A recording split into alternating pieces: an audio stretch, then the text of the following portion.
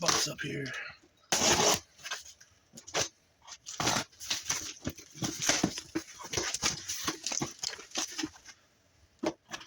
This battery came with a 175 amp Anderson connector that has ring terminals on the end, and these are 6 gauge wires. According to their website, this wire is capable of doing 175 amps. I do not know how true that is, but we could try testing it, see how hot they get. But these are pre-made from them, and each battery comes with one of these. The C over here is rated for 175 amp continuous discharge, rated for 100 amp charge. And these batteries are not supposed to be hooked up in series at all, according to the manufacturer. These are 12 volts. You can hook them up in 8 in parallel, according to their website, for these batteries. They do sell 48 volts and other voltages if you want bigger voltages. And you can see it comes with the Anderson connector in there. Here's the back of the box. Here's your 300 amp fuse. I'll go ahead and open this up so we can look up in here.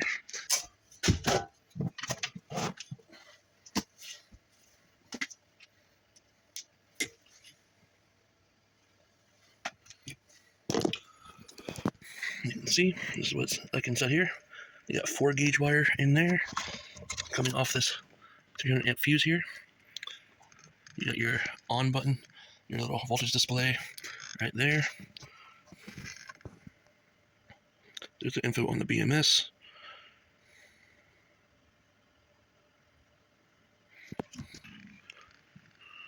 They got some Loctite on those right there. Really can't get to those screws unless I take the rope handles off, or I bend them, I guess. This is what the fuse looks like. Let's see if I'll get this plastic cover off here. There we go. I don't see anything on that saying it's 300. Other than, look right there. It says so right there in that little blade. So it's supposed to be a 300 amp fuse there. Okay, here's that red wire again. See, it's got a plastic shield there. Foam down here. I might want to look at the cells here without doing something there. You can see the wires come out and go up. See if I can turn the flashlight on. There we go.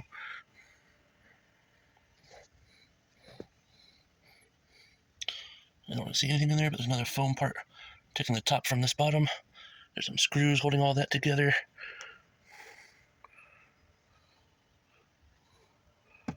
I'm not sure what all that is right there. I won't be able to open that up any more than this. Not without, completely taking it apart and possibly risking anything else. I'm going to check the voltage at the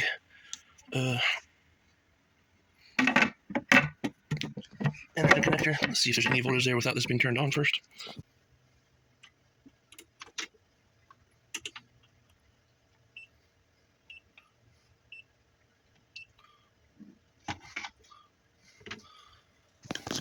Not sure if you can see that, but no power before you hit the switch. Turn it on.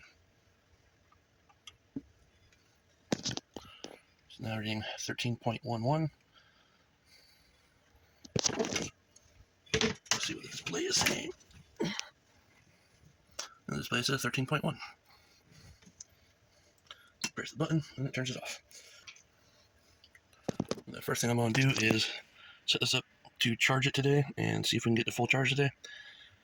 Probably get to discharging it tomorrow, depending if it gets fully charged or not tonight. I'm going to be using my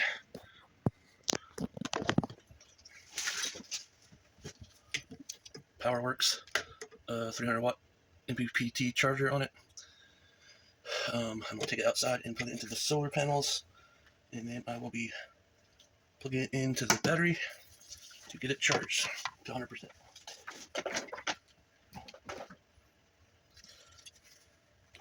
Basically, by doing this, connect this to that, and get this thing charged.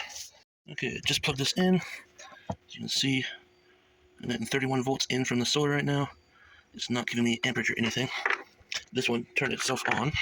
The MPP charger is putting out 14.6 volts. I'll go ahead and turn the battery on. See what happens. Okay, now we have 50 watts coming in. So it won't charge unless you have the battery turned on.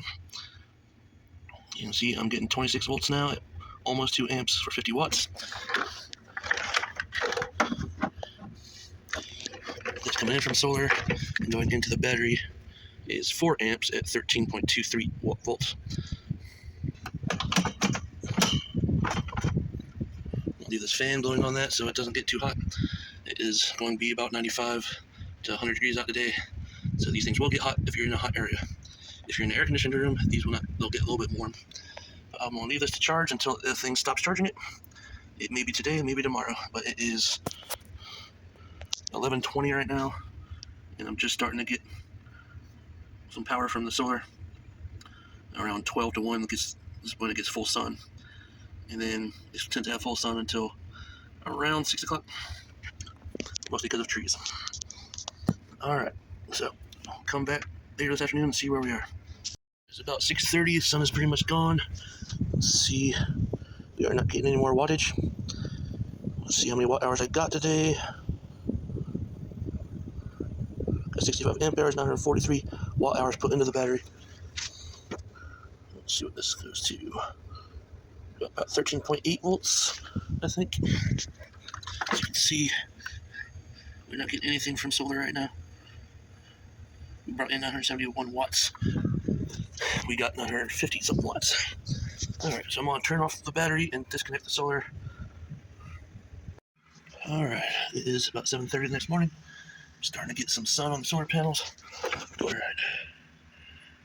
Got 31 volts coming in. Turn the battery on.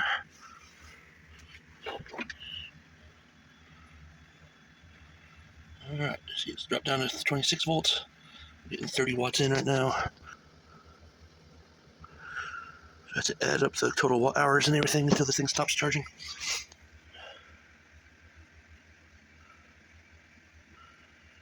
It looks like we're at 13.7 volts.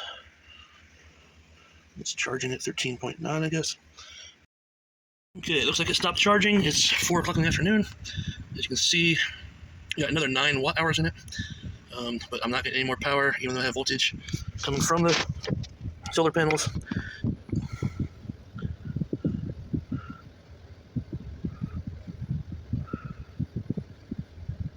$9.8 watt hours to get this thing fully charged. You see, it shut itself off on charging by the BMS. It's still on. Power button's lit up. So it stopped itself charging.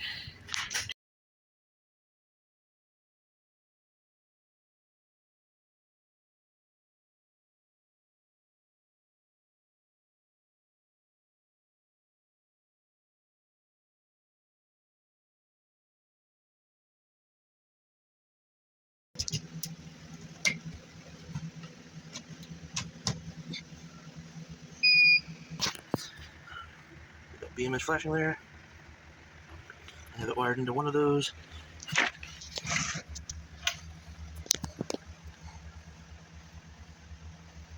We have input of 13.6, output of 120 at 60 hertz. Okay. According to my Fluke amp meter, it's pulling 1.8 amps at 13.8 volts, just in standby mode. The river is plugged in. It's starting to take a charge. Let's see, under that load, I'm getting 119.8 volts, 1.12 or 1.1 amps. That says 100, right around 100 watts. It is now pulling 10, it's like 10.2 or 10.3 amps, according to that. It says it's putting out 90, right around 100 watts. The fan has not come on yet. We are right at 100 watts. I will ramp this up to higher speed. Alright, I just changed the charging speed to 200 watts, up from 100 watts. You now see I'm getting 200 watts on the EcoFlow. That is showing 189 watts, 1.7 amps, 119 volts.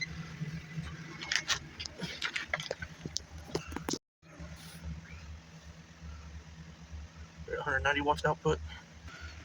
About 200 watts in, I'm getting 17 amps, 13.4. Alright, so 300 watts. It's reading right around 300. That's reading 280.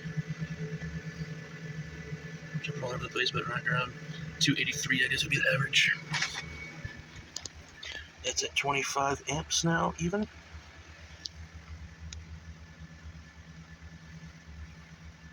So 287 down there. It goes up to 360 according to the app. Yeah, it's up to 360. We're right around 360. So we jump around 3 or 4 watts right around it. This is reading 335 watts to 328, under 340. So 343 there.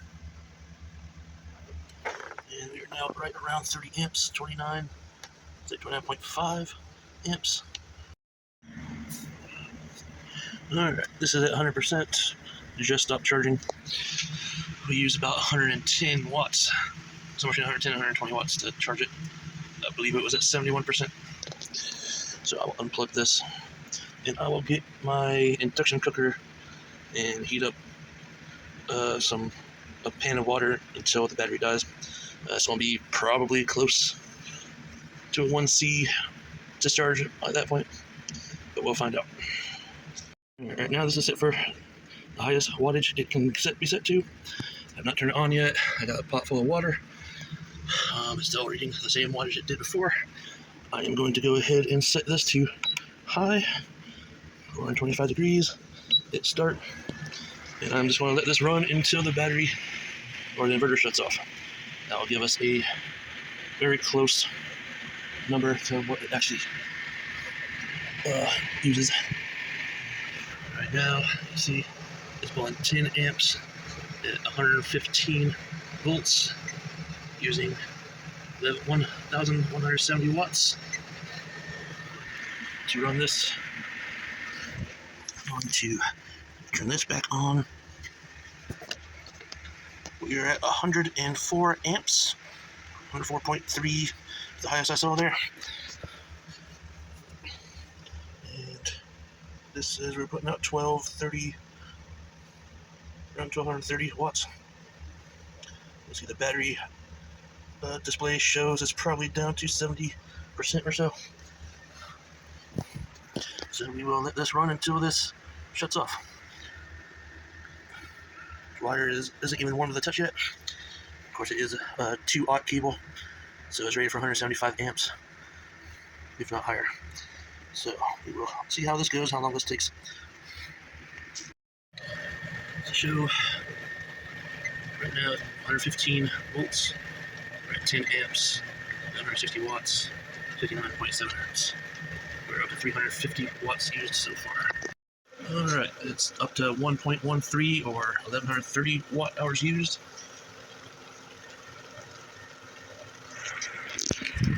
Still running at high speed. Water boiling. Still pulling 111 amps.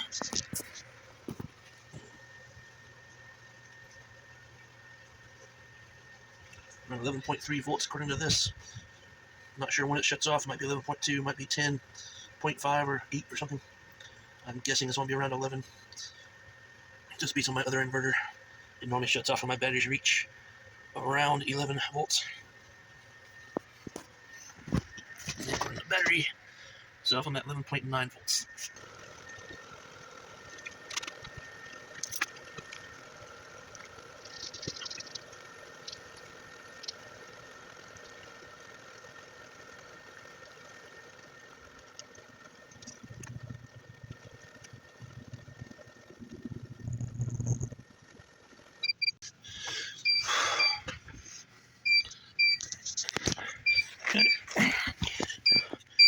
completely done. Turn that off. Turn this off. This says 11.3 volts. Alright, just to get a temperature load on the wires, or temperature reading. You can see the wires are around 82, 83. The one here is 77. The one not being used at all is 78. This one's 80. Connector there.